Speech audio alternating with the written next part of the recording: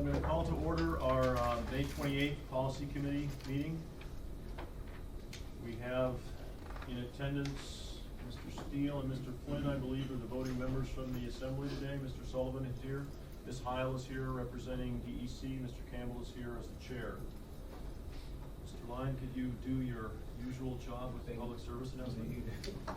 All AMATS meetings are public meetings and the public is invited to comment. If you have a business item, we'll have a presentation by a consultant or staff or Mickey Mouse or whoever else is here. And then at that point, the committee will be given a chance to discuss it and then the public will be invited to comment.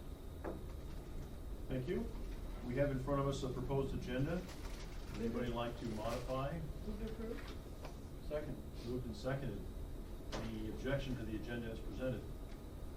Seeing none, the agenda is approved. We have minutes from December 17th, which I believe was a joint meeting. This is the one, Mr. Flynn, I believe you asked us to postpone for a month. Did you review this to your satisfaction? I did have a chance to review. I made a couple of small suggested changes, which staff was kind enough to make, just sort of correcting a couple of minor items, and so I would move their approval. Second. Are those corrections reflected in this packet we have in front of us? Yes, sir. I have one question. I was curious on page,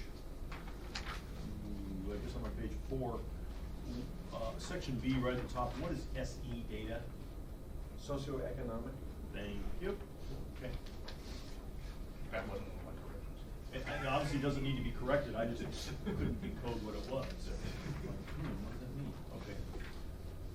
Moved and seconded. Do we have any objections to the December 17th minutes? Seeing none, those are approved. Thank you. My thanks to a thorough job. It was a long discussion, involved discussion.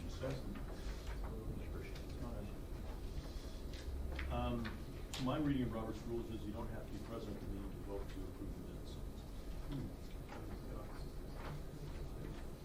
That's been our practice at the policy. So, Well, and also because of a joint meeting with the TAC, we have several TAC members here. moving right along, gentlemen. And the TAC We is have in already front of us the released. April 23rd minutes. Move to approve. Second. Moved and seconded. Do I have any modifications, corrections, omissions? Any objection to the April 23rd minutes approved as presented? Seeing none, those are approved. Thank you. We now have in front of us, I believe, a business item, which we have the operating agreement memo and addendum. Mr. Lyon, are you taking us through this one? I will start. I'm sure other people will share. So we've had this item before us a number of times. The last time you had it, you released it for a 30-day public review. During that 30-day public review, we took this to the Planning and Zoning Commission, acting in their capacity as the AMATS Citizens Advisory Committee. The resolution that they have, they adopted is at the center of the packet there. It's a 2-page document titled Unified Anchorage Planning and Zoning Commission Resolution number 2015-018. So at their meeting, they recommended that we not make any changes and we continue to utilize them as the Citizens Advisory Committee. They passed that in their April 6th meeting.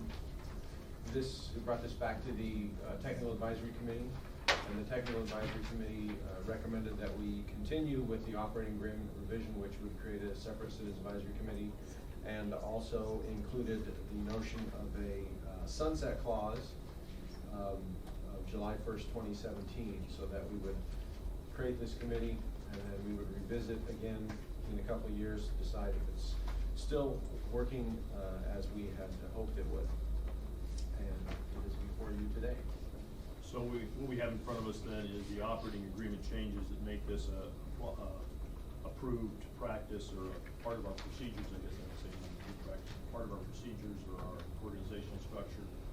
But we do not have the details of how the organizational structure would be set together. In other words, we don't have the number of members, the number of locations, or how we would select them. You have seen those before, and I have them here with you. I didn't want to muddy the waters, but I can certainly share them. So under this proposal, to clarify, we would be approving this as a operational agreement modification, then we would come back and address the makeup of the committee, the geographical distribution, the terms of service, those types of things as a follow-on package. That was my suggestion on how to handle this matter. Okay. Ready to do whatever you want. Before us, we have an item which has been out for comment. We've got comments from P&Z. Did we take this in front of P&Z, or did they take it in front of themselves? We took it to them. They Okay. requested that we take it before them. Okay, I think we've set the stage for public comment. Do we have any public comment on this issue? People are studiously looking at their knees. Okay, I will go to the committee then. Mr. Steele, do you have any thoughts, comments? No. Mr. Flynn? Just want to ask my usual clarifying question. We start messing with operating agreement. To confirm, this would not affect the membership of the policy committee and open the floodgates, requiring us to comply with MAP 21, I think, is the latest transportation. That is what we're under right now. We discussed this concept at our certification review back in late January, a while ago, with Federal Highways and Federal Transit Administration. We told them that we were in the process of, we're considering this operating revision, and they said, you know, this would not constitute a reorganization of our structure, and therefore we wouldn't have to modify things. It would not be reopened. Thank you. That was my only concern, sir. Okay, thank you. Mr. Sullivan? Yeah, I continue to not support this. In fact, voting on it and then finding out how it's going to be implemented later is literally like you have to pass it before you can understand what's in it. I think as a body, if we're going to set a policy that we want this committee, I think we should take the time to see just exactly how it would be implemented, who the members would be, who appoints them, what are their terms, what are their responsibilities. I think all that detail is needed before a policy committee should make a policy recommendation, so I'm not in support. Thank you. Ms. Howe? I think it's very straightforward. We have an existing Citizens Advisory Committee, and it's in our agreement. It's into our public involvement process. It's integrated throughout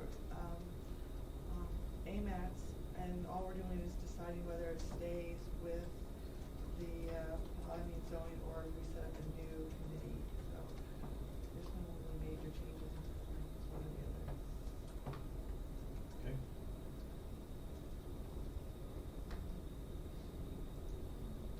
Anybody care to make a motion?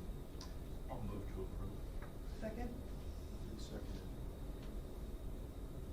Further discussion, Mr. Steele? Well, my concern is, to a certain extent, planning and zoning is a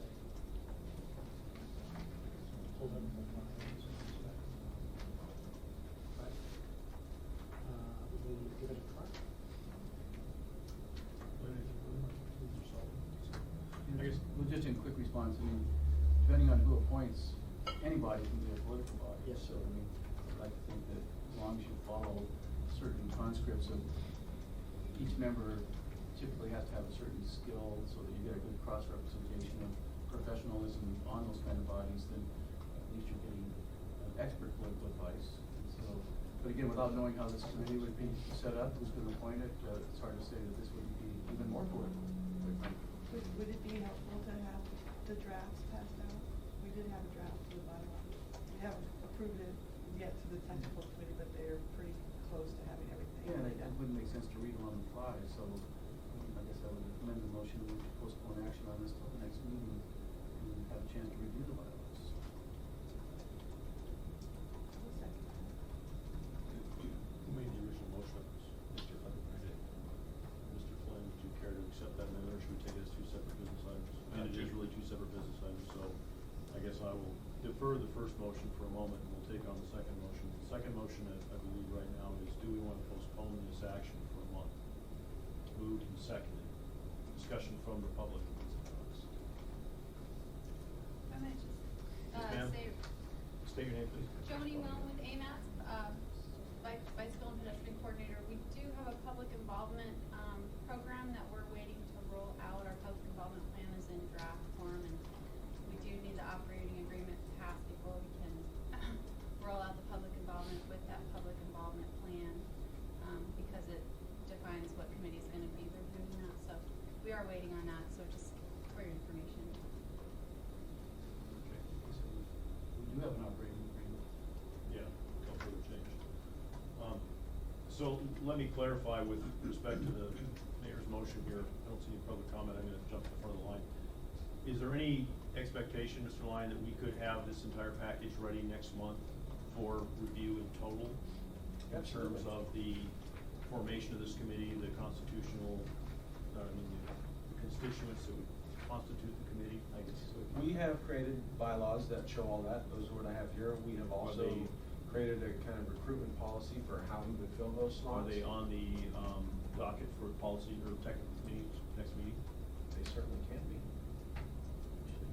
We were the reason I did it this way is that the operating agreement, you know, all it shows is the 5 members of the policy committee, the 5 members of the technical committee. It doesn't really get into detail on Right.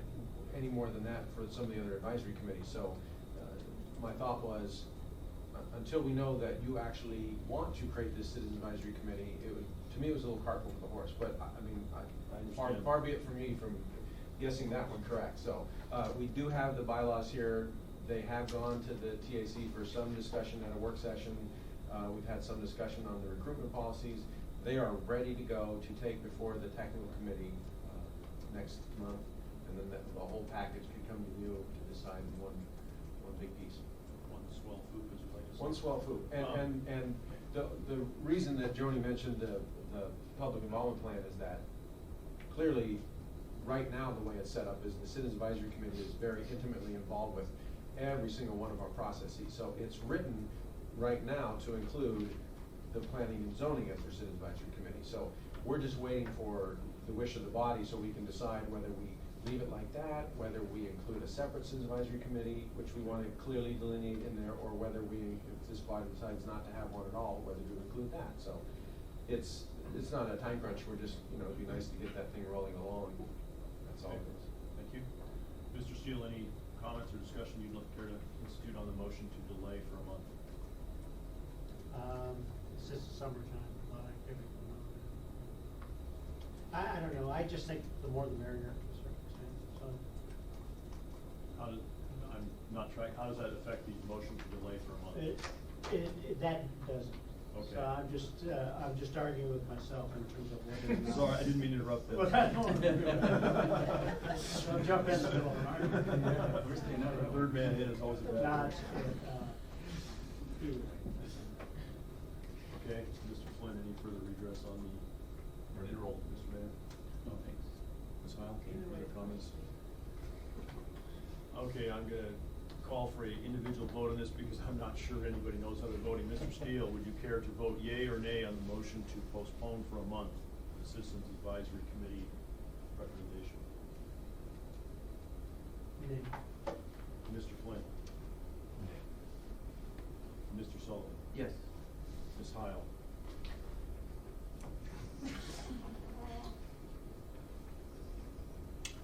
No. I will vote yes. Motion fails 3-2. So do we have in front of us the previous motion, which was to adopt the Citizens Advisory Committee recommendations, modifications to the operating agreement.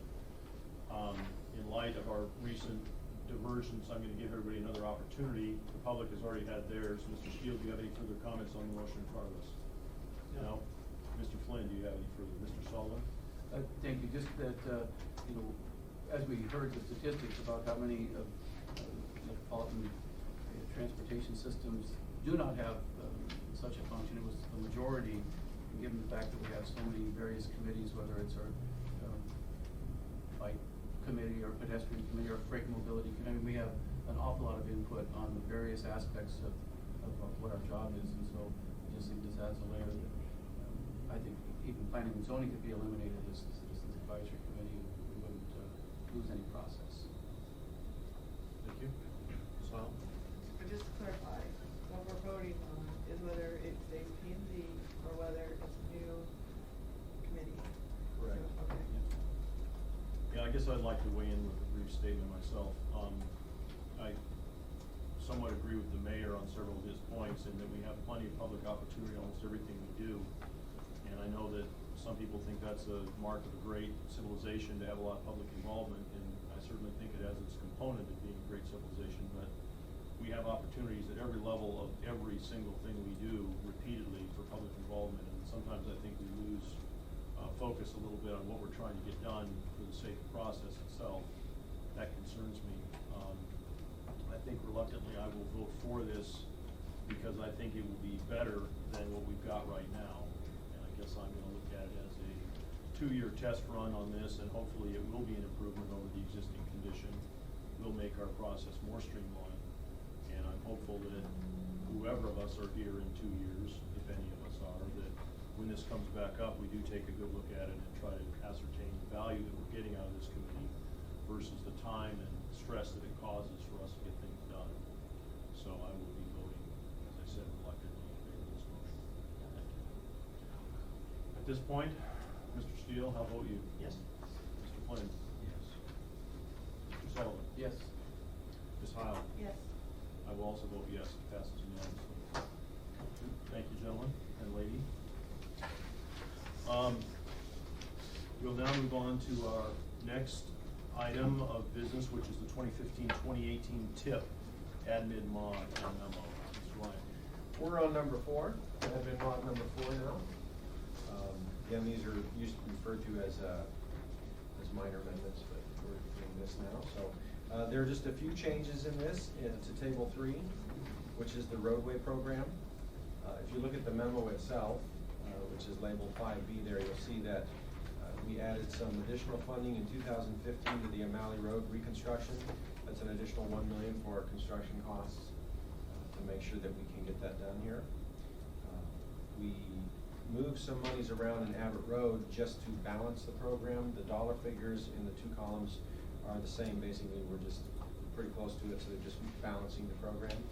The Spinard Road Rehabilitation Project, you see currently there's $1.5 million in 2015, and that is preliminary engineering.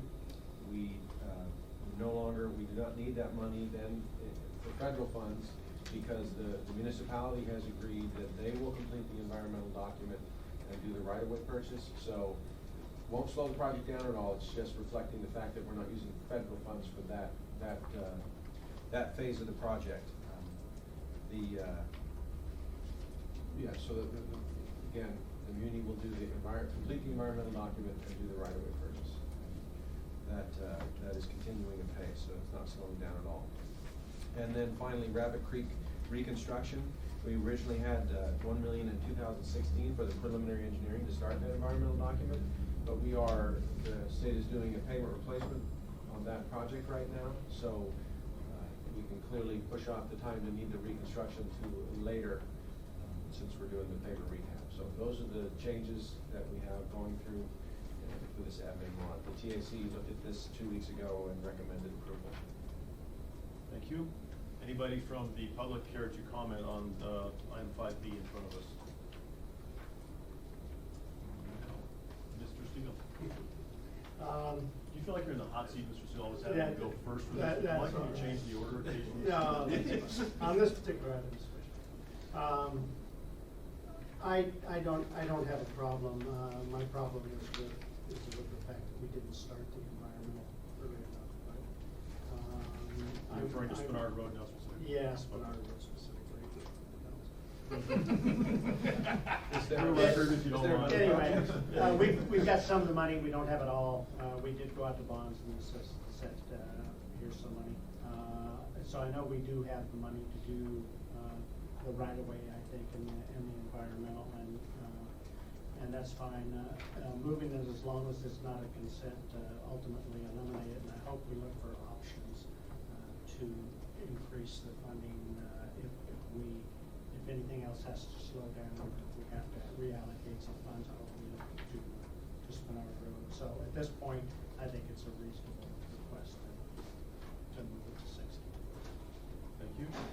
Mr. Flynn.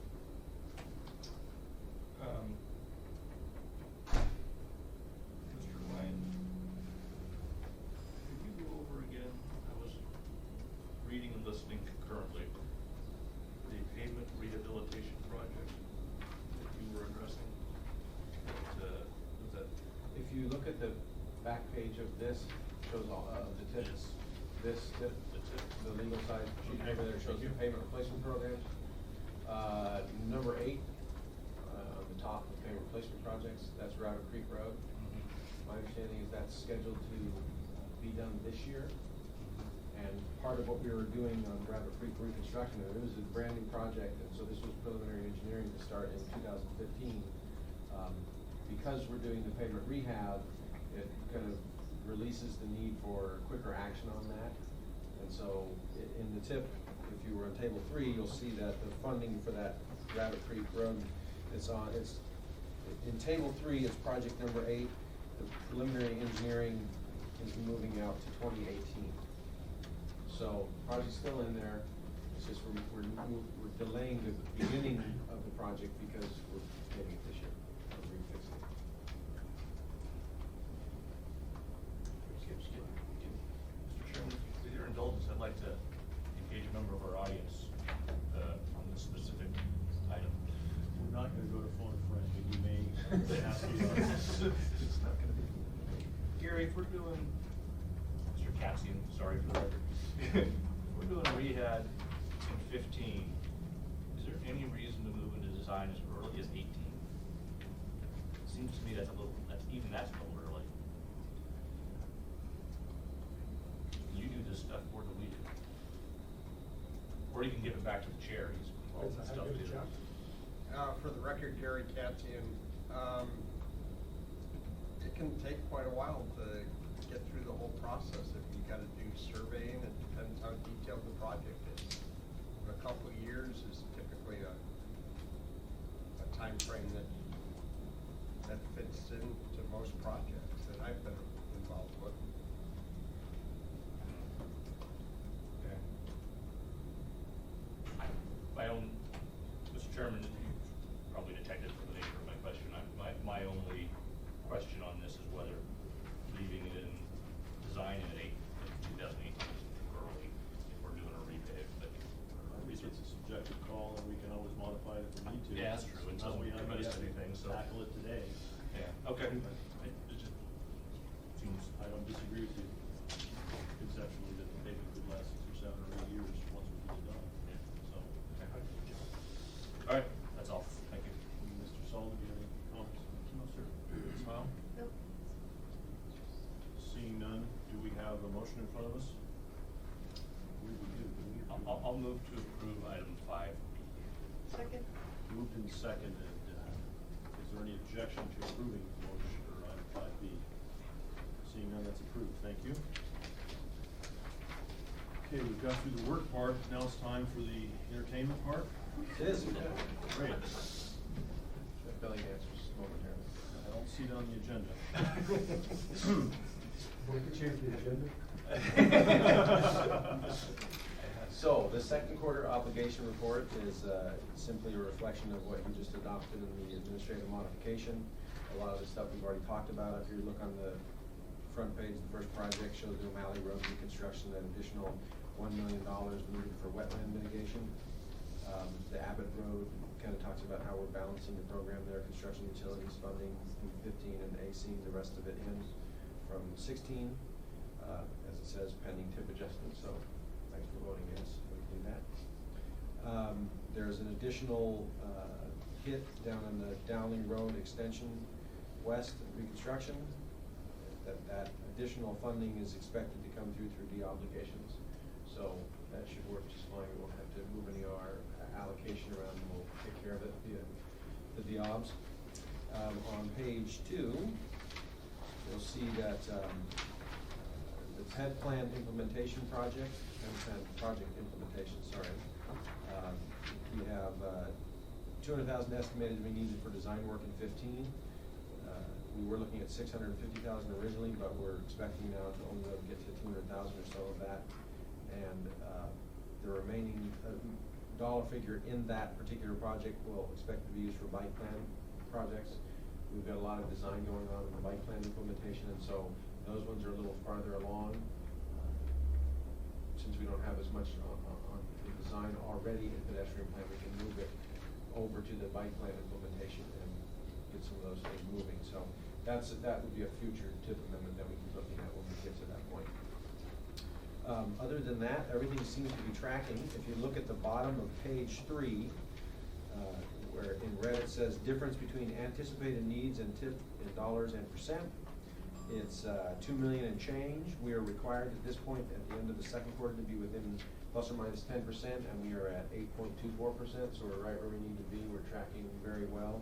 And at this point, yes, it's second quarter, but we don't have anything that we think is going to slip. So that's usually a third quarter timeframe when we start to notice those things, but right now everything's tracking like it's supposed to. Aaron, did I miss anything on that? Nope. Got it all this time. Thank you. Okay, Mr. Steele, any comments or concerns? Mr. Flynn? No? Okay, thank you for that. We'll move on to item number B, which is the interim 2035 MTP update. Thank you, Mr. Chair. For the record, my name is Vivian Underwood. I'm Senior Transportation Planner with the municipality and staff to AMATS. I'm happy to report that this project is on schedule, and we have to thank DOT and PF for allowing us to use their contracting process, because on April 14th, they signed the contract with PDC Engineers, Inc., and exactly 1 month later, we had an internal review draft for the Technical Advisory Committee, and I think they were overall generally pleased with it. We had 2 work sessions yesterday with whoever wanted to drop by from the Technical Advisory Committee. We did receive comments, copious comments from some members, and they're mostly editorial. So we have high hopes that they'll recommend it to you in June for release to the public for 30 days. And once again, this is just to continue or to effectively to extend the life of the existing 2035 MTP while work continues on the 2040 MTP. Thank you. Any questions from the crowd on this? Gary, you've got a concerned look on your forehead. No? You're okay? I'm okay. All right, great. Can I just say one more thing? Yes, ma'am. I do want to commend also Kittleson. I told the Technical Advisory Committee it's a great plan, the 2035, and it made it very easy for us to go through and put projects into the TIP and the work program and RFPs, so that of the 40 tasks in the implementation plan that have a discrete time frame of 0 to 5 years, we've actually either completed or are working on 38 of those now, which is 95%. So those of you who like statistics as to how we're doing, I thought you might like to know that. Okay. So. No, don't. Okay. Not here yet. Nice try, but Mr. Steele. Mr. Flynn? I have no interrogation, Mr. Chairman. Mr. Sullivan? I just missed the witness. Smile? Okay, thank you. Non-motorized transportation update, item C, that would be Lori. You said it too fast. Thank you. Oh, thanks, Lance.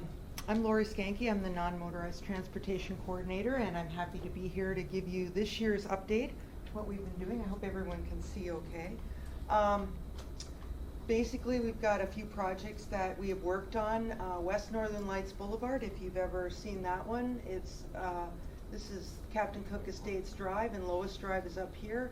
And we actually counted over 1,000 people a week using that little goat trail, and it was in the pedestrian plan as number 51, and we were able to get state grant funds because it is a state road. And I took a better picture this morning, but this one is got a unicyclist on it, so I just had to keep that in there. But people are using it. It's working great, and we're very happy to have that done. Do you have any of those big rocks left? Any of the which? The big rocks. Big rocks. Those were Holy quite a work cow. of art, weren't they? Putting them in. We did put some plants in between, and we're not sure if they're going to make them. They're sort of our chia pet. Yeah. I don't know if you noticed too, Mr. Mayor, but that spot where I took the picture right here, when we first got that in, there were a whole bunch of skateboarders. So we didn't realize we created a skateboard park. But they only used it once and then moved on, so that was good. We have a couple other projects we're working on. One is Checkmate Drive. We're putting in a sidewalk. And years ago, there had been plans to put a sidewalk in, and the community just turned it down. And this time we came at it a different way. Even though there was lots of right-of-way, we're building the sidewalk partially in the street to make the road narrower, and traffic hopefully will slow down. But as you can see, the kids who go to College Village Elementary School all walk all over the street. So now this fall they'll have a sidewalk. There's another project that we'd hoped would get funded, but it's not yet, and that's 120th Avenue. Ocean View Elementary is right here, and so you can see where the kids have to walk. There's no sidewalk, so hopefully we'll get funds for that one soon. Muldoon Elementary School, we worked on putting in a curb bulb. We still have a little raised crosswalk to put in, and that'll come after another project gets done with their water connect right here, or storm drain connect. So that is a really nice project on Cherry Street. And A Street, DOT worked at putting some bike lanes in last year, so that was great. I know a lot of people really appreciate them. And I think there's talk of C Street. We're still working out the details there. And Arctic Boulevard, if you've driven down Arctic Boulevard lately, there are bike lanes now from Fireweed north.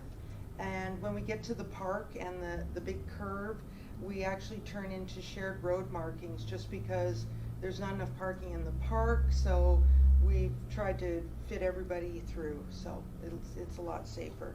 And this is one of the bicycle plan projects that got built ahead of time. DOT built that for us. With the AMATS bike plan, ped plan projects, there's still some more that are being worked on. As I mentioned, C Street, we're still figuring things out. Old Seward down by Rabbit Creek.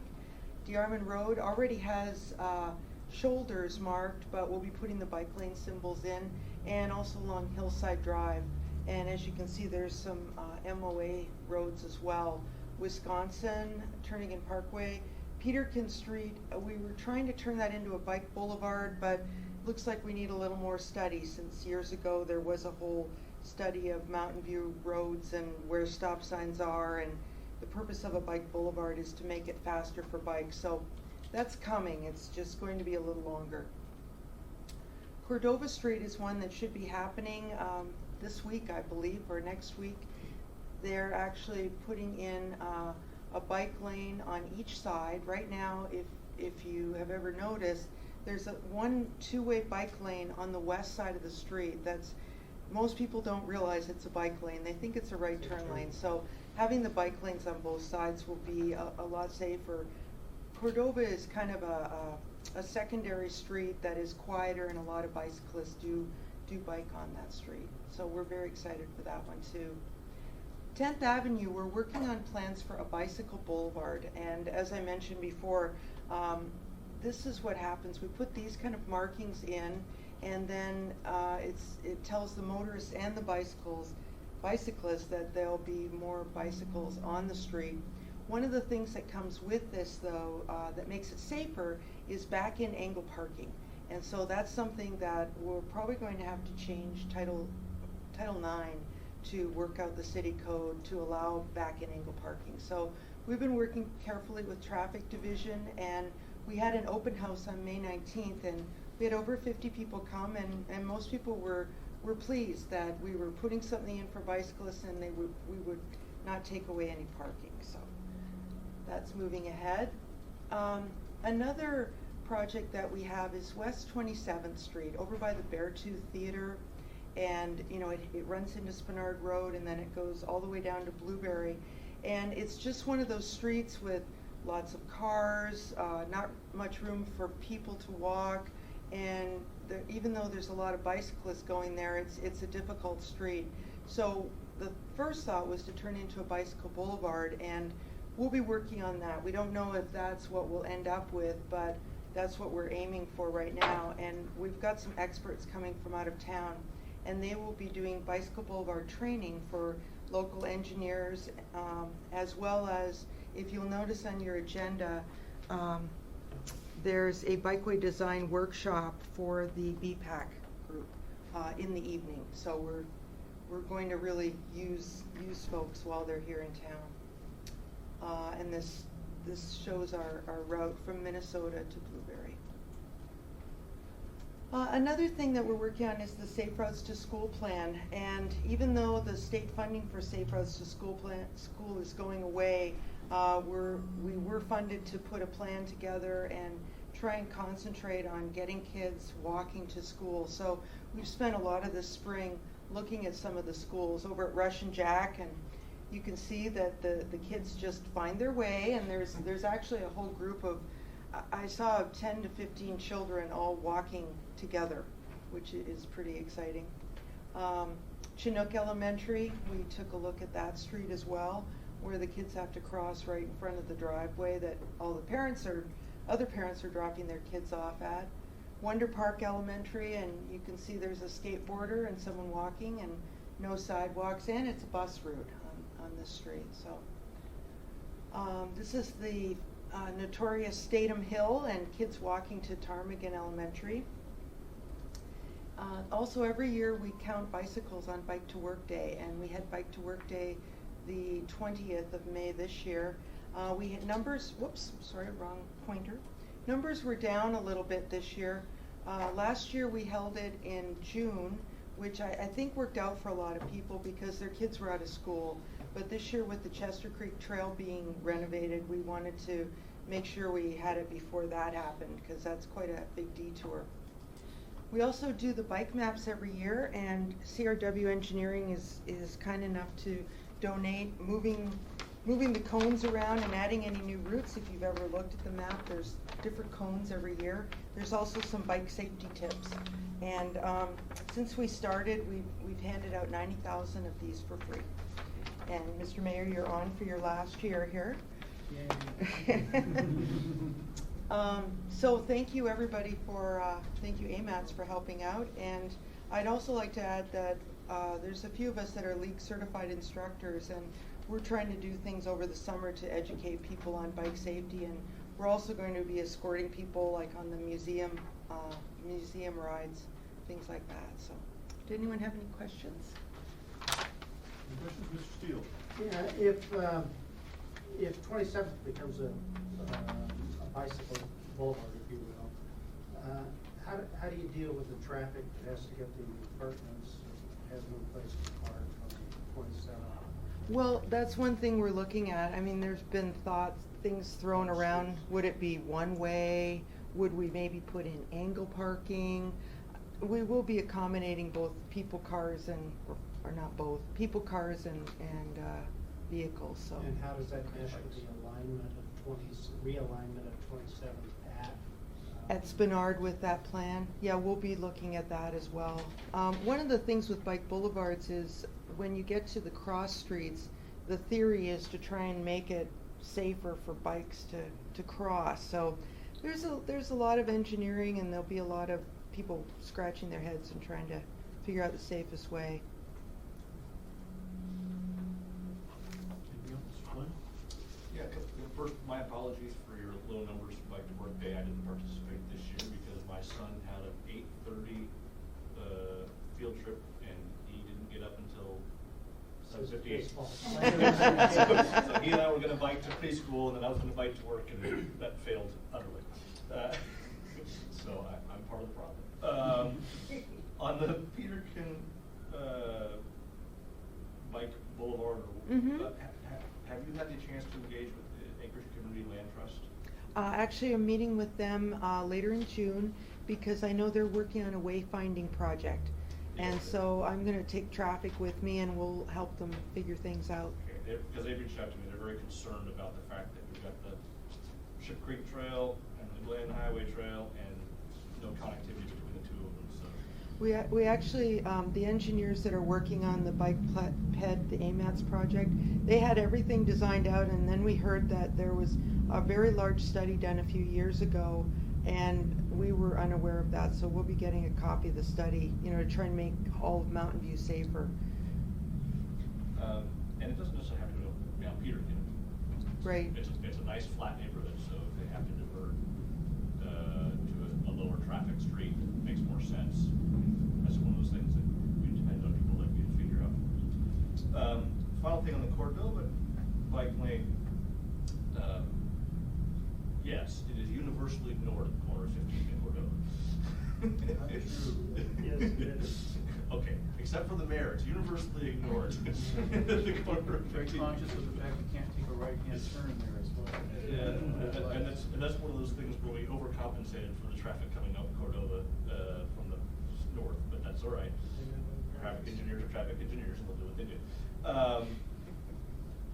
as you look at that, I'd appreciate some consideration. I have seen in other jurisdictions bike lanes where they actually do have a turn pocket, and they divert the bike lane around that turn pocket and have a segmented line so that bikers and motorists sort of know, here's where you go, here's where I go, and by the way, be careful crossing over this section.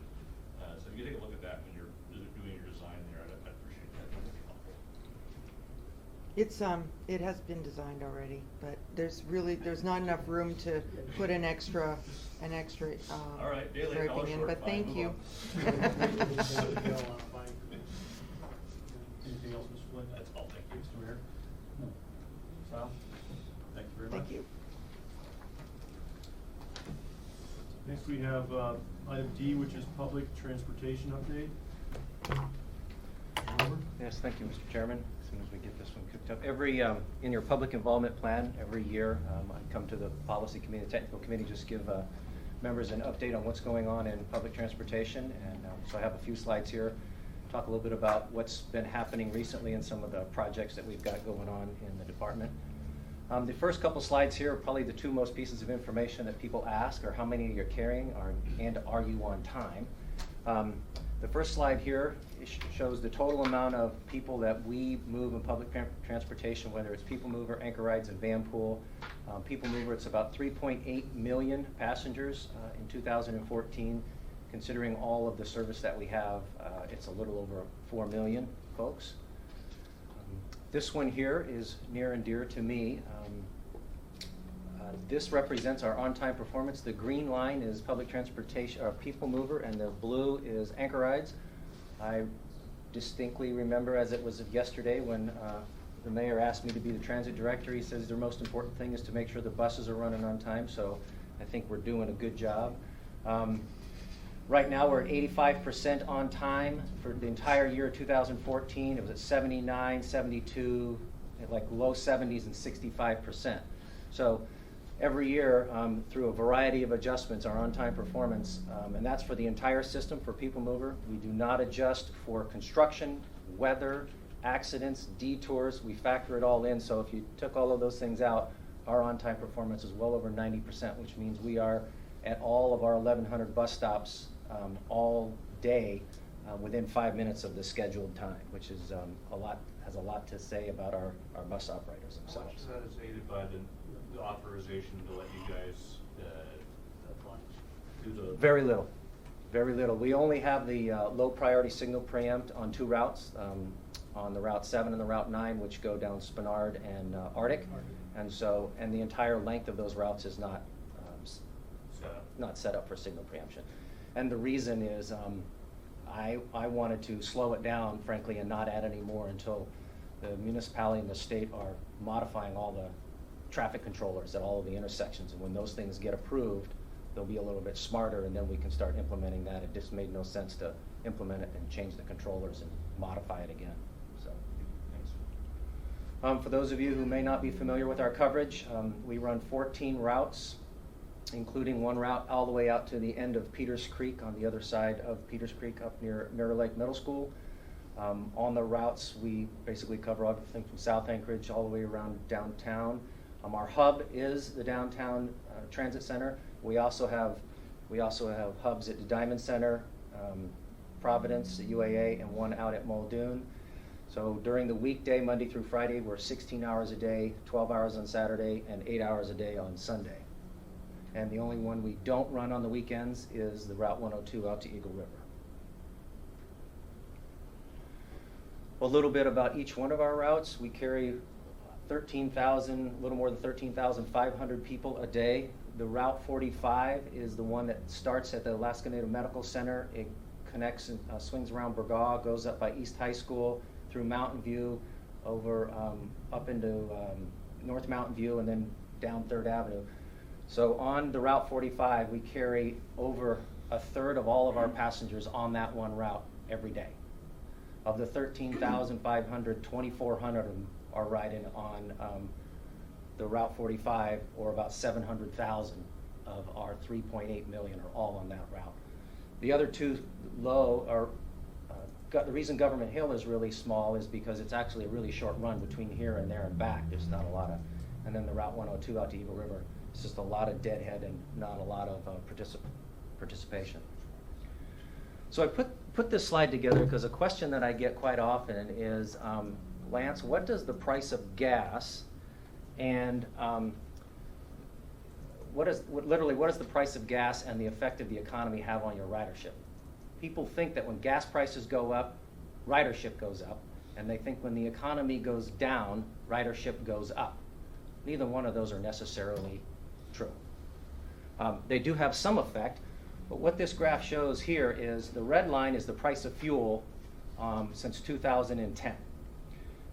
The purple one there is the van pool program.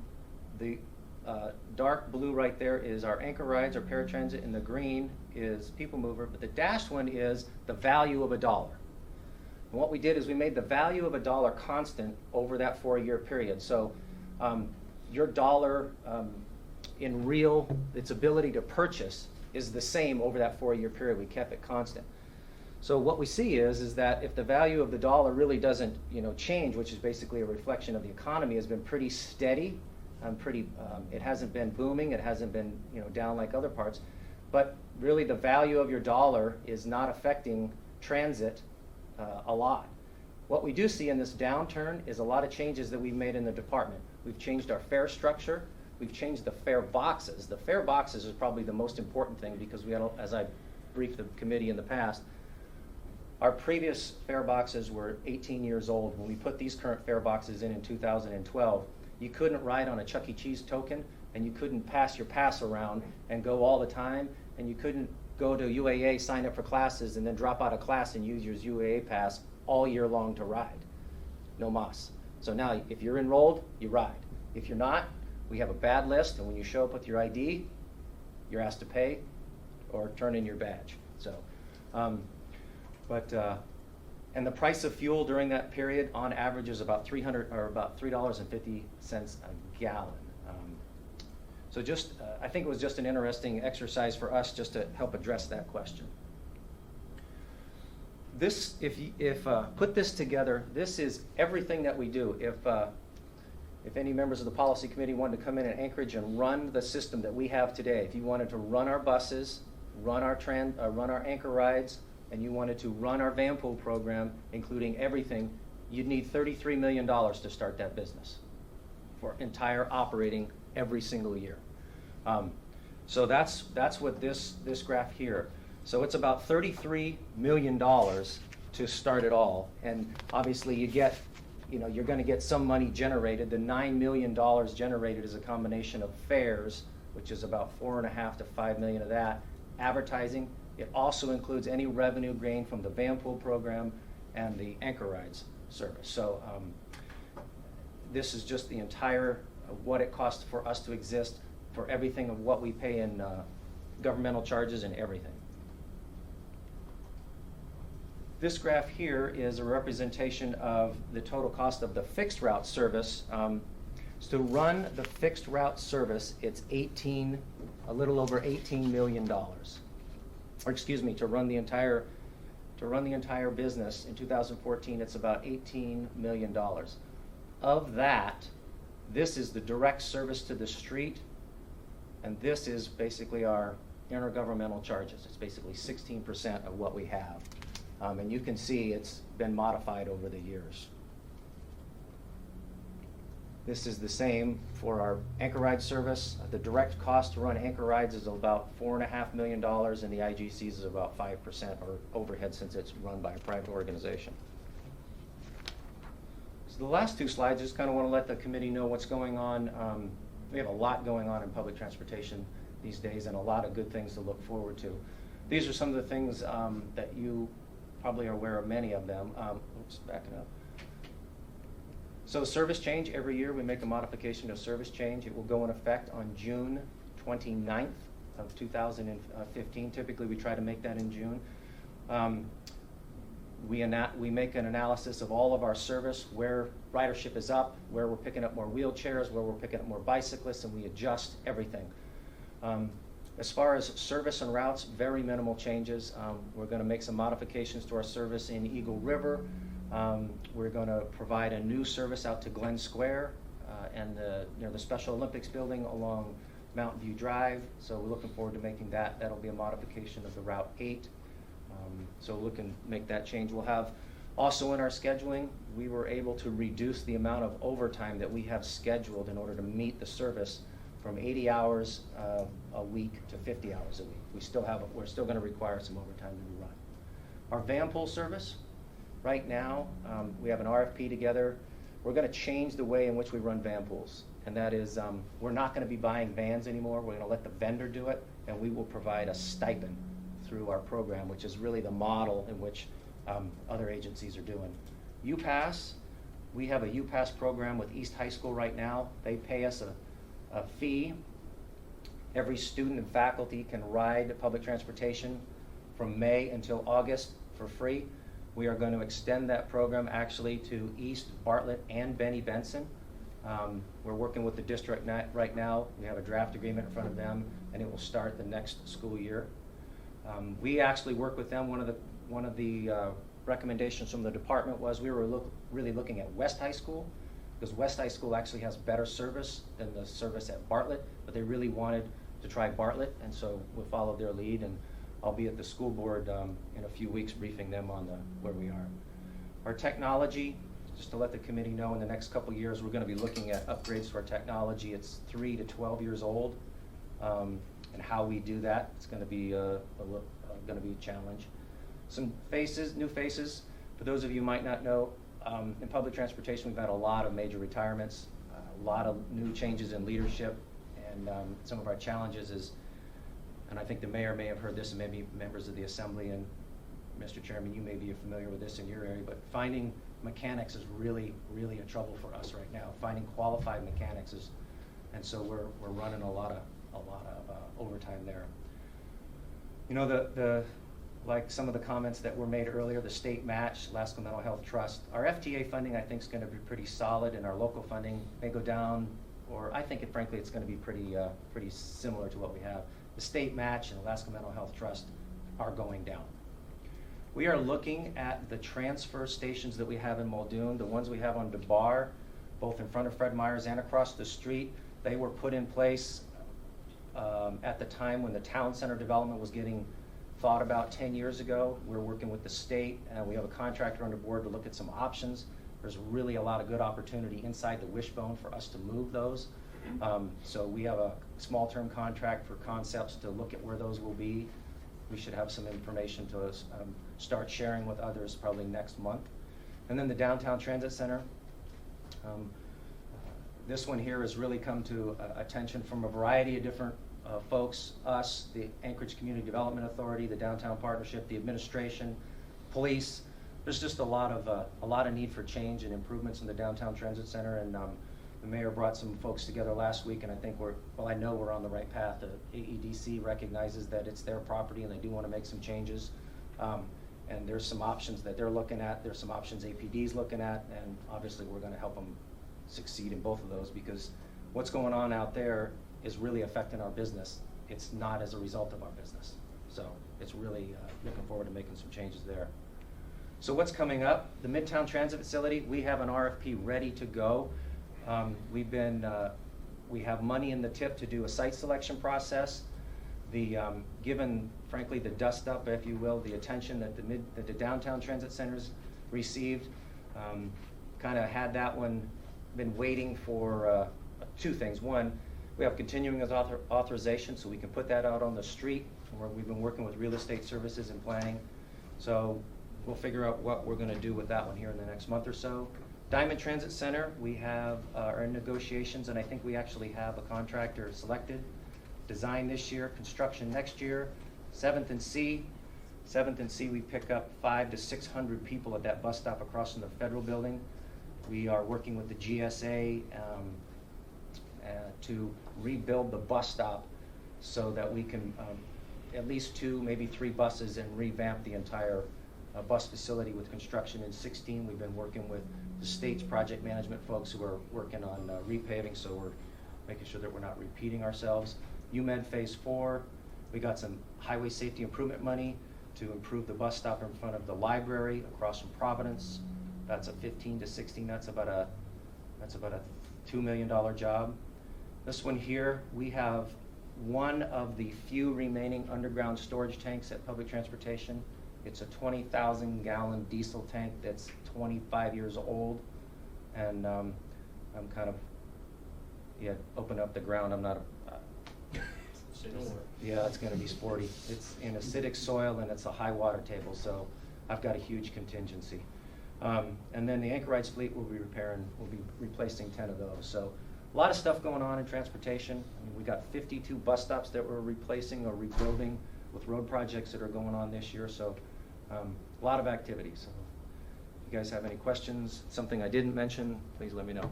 Sure we do. Anybody from the public have any questions or comments for Mr. Wilbur? Mr. Steele? A lot of interesting things.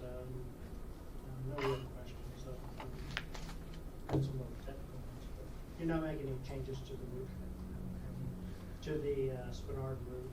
Nope. You had mentioned you might look at that again this next. We are going to be looking at it again. Yeah. Mr. Flynn? Yeah, a couple of things.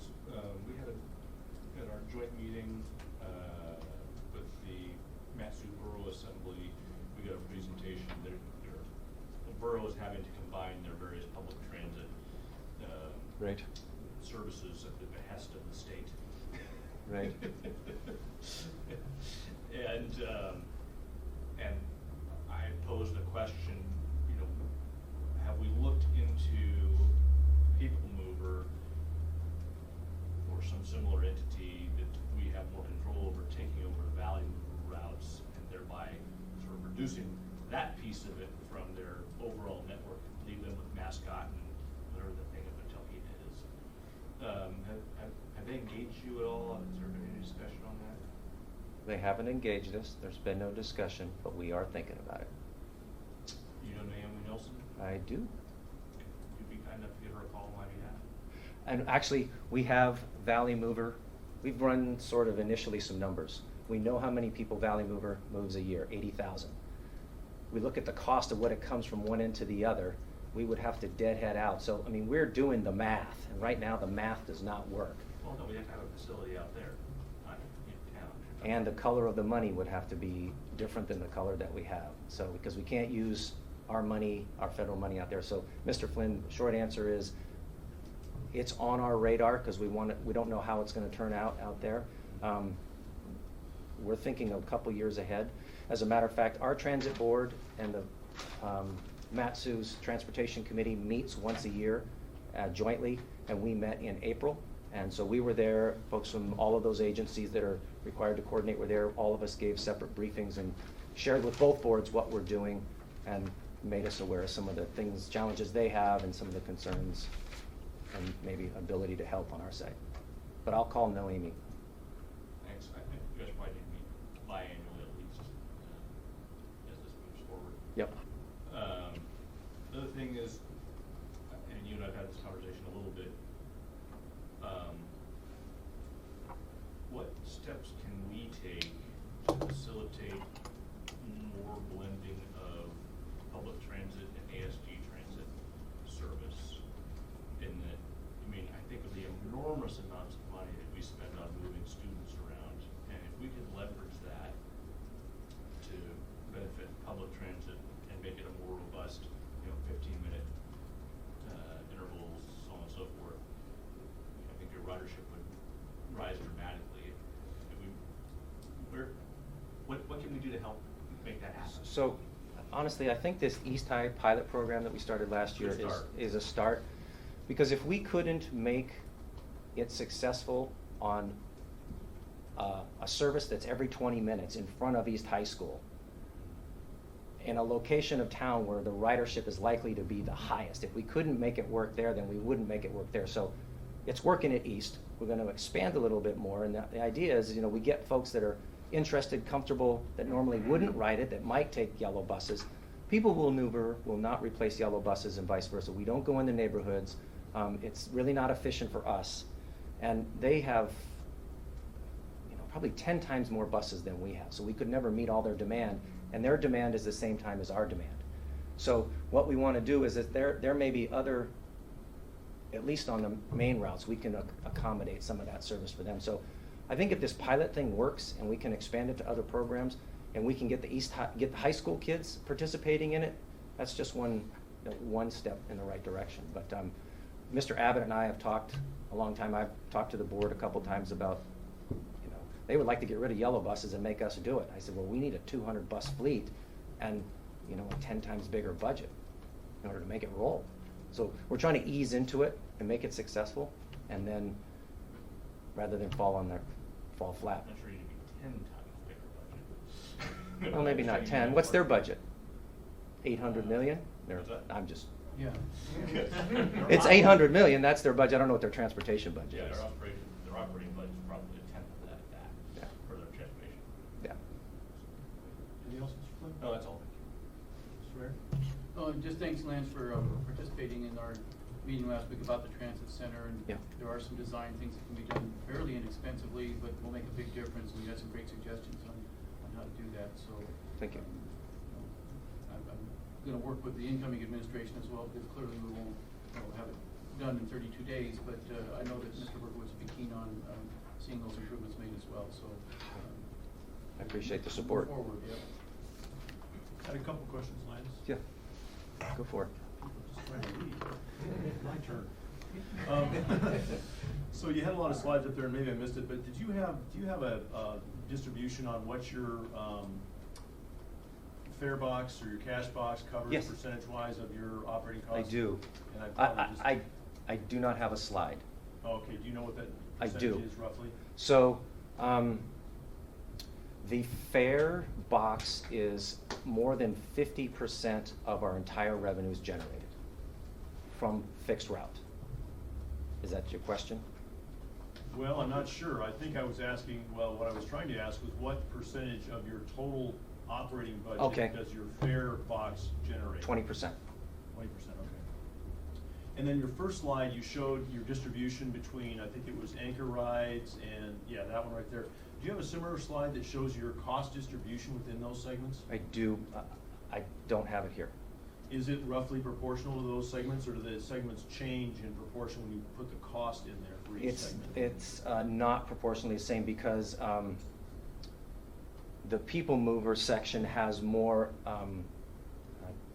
overhead loaded into it than the anchor rides in the van pool. But I mean, are they somewhat close? Pretty close, yes. Okay, so Yeah. there's some relative thing. Okay, because I know, yeah, I mean, there's lots of different ways to parse this information, but it's interesting to see that the three are relatively Right. carrying their own share of the weight, I guess is the way to put it, in terms of the fare, even though it's 20% of the weight, they're carrying relatively. Mr. Chairman, interesting though, the van pool program, there is actually no cost to the taxpayer on this one here. All of the revenue that's generated in there, it goes right back into the program. Anchor rides is an expensive service per trip. It's $36 for a one-way trip on anchor rides. It's just, that's the cost of so it's, cost per passenger is more. Wow. Yeah, so if you're looking to dialysis, it's $72 round trip if that's your modes of transportation. Well, if that's your problem, you're probably willing to pay it. So I guess the last question I had then is, when you talked about your elimination of the ride for free segment of your constituency that was, Oh, you know, yes. with the Yes. outdated school Yes. pass or the whatever. So do you track your revenues by per passenger as well? Yes. Do you see an uptick in your per passenger revenue then based on that, sweeping your new fare box, getting out people that were reusing old cards or whatever? Did you notice an uptick there, or was that somewhat inconsequential in the giant scheme of things? It was not inconsequential for a certain segment of our community. The adult riders, adult passengers, which make up 60%, it did not really change. It was the youth mostly. The teenager crowd, so to speak. Okay. Thank you. All right. Appreciate your. Can I pick up my stuff, or should I just? Yeah, I think we're done. Thanks. Mr. Chairman, could I just have Wait, one? Mr. Peterson. No, you're not done. Thank you. I didn't see anything mentioned about Tacotnew Commons. That's a very, fast-growing retail area in my part of town. Right. Have we expanded the stops there, or So were what's- we talking about building more of a bigger transit type center there, or? Well, we were, about 3 years ago, until Takatnu Commons started building roads and putting stop signs all the way in it. We used to run into Takatnu Commons, and the way they modified their access and their parking, and then speed humps in front of Sam's Club, we were spending 3 to 4 hours a day at the traffic light at Zuckert, going into the back to buy the movie theater and turning around and going back on the 75 during the weekday. And during a peak period, it wasn't work. So we're not looking at going in, doing anything out there at Takatnu right now. But we are looking, we're working with the state to improve a couple bus stops out there, right in front of the Takatnu. Okay, yeah, it's just a lot of the employees that work out there, need transportation. Yes. Huge public transportation. I mean, driving in parking lots with 40-foot buses full of people is not the most sensible risk thing to do. Yeah, traffic is pretty thick out there a lot of days too. Anything else? Thank you, Mr. Thanks again. No problem, thank you. I need to depart 2 minutes early. Have at it. I'm going to hijack this agenda in a minute anyway. You probably don't want to see and watch that, but, Good, the ugly. No, it's not. I did want to make a quick small comment before I left. Feel free. It was brought to my attention by some colleagues who I used to work with at All American Princess. They had some concerns about some of the downtown curb bulb improvements. Brought to the attention of the administration. The mayor's been kind enough to jump in with both feet to try and address that. The issue is the turning radii of their motor coaches is such that some of the improvements we've made to enhance pedestrian safety has made it more difficult for them to navigate to the hotels and the Denida Center and so on and so forth. Surprises you in some way? Yeah. Well, they've managed, but some of the more recent plans have created some additional concerns, and I believe some of your staff have been engaged in that conversation. Hope they have. And so I just want to bring it to your attention. It's something that we are trying to work with your department on to address so that our visitors can efficiently navigate our beautiful downtown. In a bus. In a bus. No, Because They're not there's really navigating. there's a whole bunch of them. If they're all walking, we're not gonna even get drive out downtown, because all the streets will be clogged, like Juneau. Been there. Yeah. Okay. And I just wanted to mention that to you, in case Appreciate it it. popped up on your radar at some point. And Sure it will. And if you need me to help you find the right people to talk to, Great, thank you. thank you.